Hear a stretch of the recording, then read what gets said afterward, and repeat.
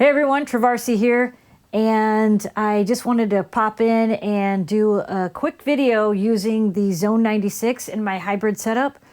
I just did a presentation for a NYU class, and it's all about hybrid setups using modular hardware and incorporating Ableton as part of the aspect. And I thought, why not share this really quick with my YouTube channel? So here we go. First of all, I want to give a shout out to CK Sample because he's the one who kind of initiated the process of using the two interfaces. Him and I are in Transduction Signal Collective. We often talk about signal flow, how we can record our sets while performing and what have you, and how can we get this flow of between studio time, recording, and live performance. So he was like, why not try using the two interfaces on here? He's like, I'm going to try it. So I was like, yeah, well, I'm setting up for this class. Why not? And it worked. So I thought it would be cool to share it with all of you. So, all right, let's just jump into it. Okay. So really quick, this is my Ableton session over here, which I'll show you in just a moment. I have my modular case happening. And basically it's Vector and Metron. Vector is the main clock that's clocking everything in the Eurorack system, but Ableton is sending clock over USB to the Vector. Okay. Next, I have the Chicane patched into the first channel on the Allen and Heath, the master out of the performance mixer, so everything else is going through the performance mixer, is patched into channel 2. Channel 3, I have a VST coming from Ableton, which I'll show you. And channel 4, I have some various hi-hat loops and things like that coming from Ableton, which I'll show you as well. Take a look at the setting right here on all channels. Notice even though these two are analog inputs, they're all set to USB 2. And I'm going to explain that right now. So jump over to Ableton. Let's take a look at the preferences, and you will notice that Ableton can use two separate interfaces. So Zone 92 USB 1 is my input. So that's what's receiving the analog audio, and because of that, it's pre-fader, right? So I'm like, how can I add effects to the chain and affect the audio coming in even though it's analog? So I chose the output device as USB 2. I turned on all the inputs, all the outputs necessary here to receive the audio in and out. That's basically what's happening here. So on channel 1, it's external input 1 and 2, but remember it's USB 1, external output 1 and 2 to USB 2. So here it is.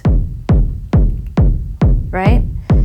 Next over is the modular. So now I have nothing, again, the sum audio, same setup, only channel 3 and 4, out 3 and 4, USB 1 and in, USB 2 and out. But now, so now you're hearing the modular, and just for reference, that is the Laquelic Iteratas Presidio LIP by Noise Engineering. It's being routed through the performer by Modbap Modular, and I am modulating the delay and reverb on the performer using the Metron, and I'm sequencing actually this specific voice with the Metron as well, but I'll let you listen to that for a second just so you can hear the reference. But now I'm going to show you the chain. So on this chain, I can put an EQ. I have the Valhalla reverb, a Valhalla delay on here. Let me open that up. I have a compressor EQ, a limiter.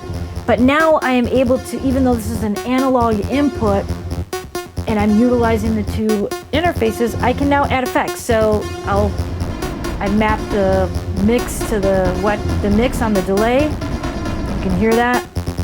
Reverb, more reverb there. And I also have a DJ filter. You can see it down there moving. So now, yeah, that's the beauty of this setup. The idea is that now I can either A, perform like this, so I have some hi-hats, like I said, Whoops, excuse me. Let me just show you that 1 second. Let me close this up. But now I have 3 other channels where they're all routed to the same channel on the mixer, 7 and 8. Turn those up. So I have a vocal, some open and close hi-hats, a ride, and so forth. You can hear that happening. That's these 3 channels right here.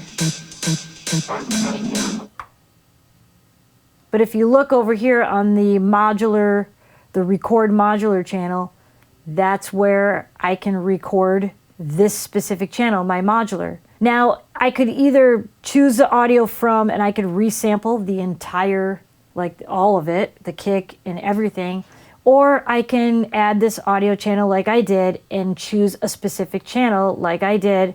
And so now this is where you can make your own loops and make some of your sample packs or make your performance your own and make your whole loop library your own. So what I'll do is I input monitor, arm that, and let's turn it up. I'm going to mute my mic, and then I'm going to, use some effects on it and get a capture a recording. One moment.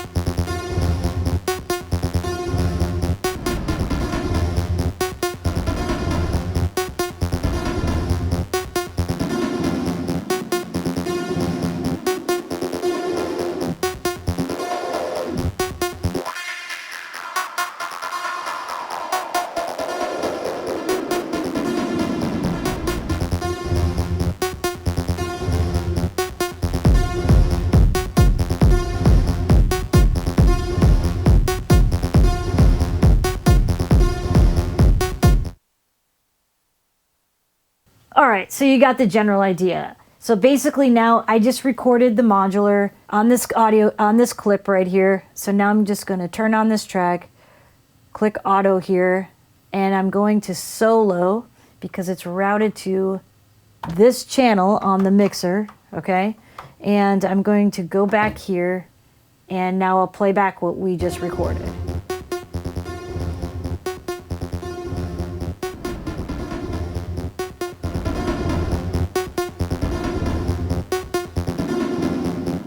You can hear all the changes that I was doing, right?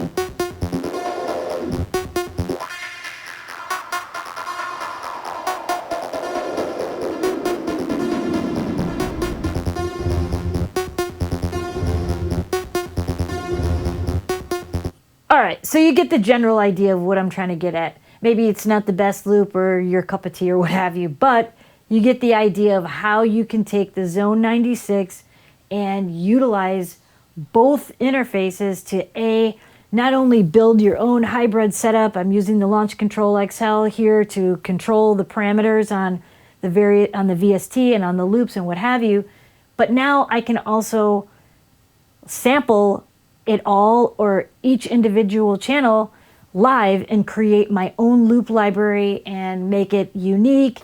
Yeah, add the additional effects that maybe you don't have room in your Eurorack system.